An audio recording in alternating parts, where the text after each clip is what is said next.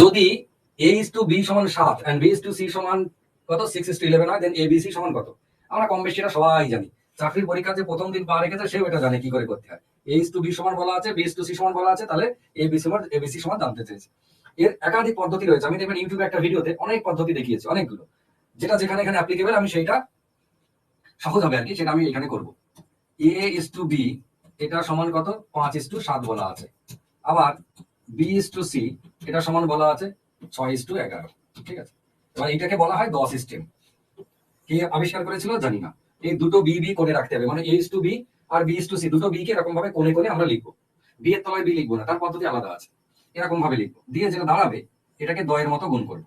5 6 30 মাঝে is to, 6 এর সাথে 7 এর গুণ, যেখানে যেখানে দাগ গেছে সেটা গুণ। 5 এর সাথে 6 এর গুণ 5 6 30, 6 এর সাথে 7 এর গুণ 6 এর সাথে 42, আর 7 এর সাথে 11 এর গুণ এটা 7 11 77।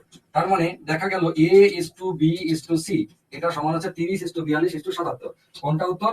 Option B, 30 42 77। এবার এদেরকে যদি কেটে ছোট করা যায় তাহলে ছোট করবো, না করা গেলে না করবো। এটা একটা নর্মাল পদ্ধতি।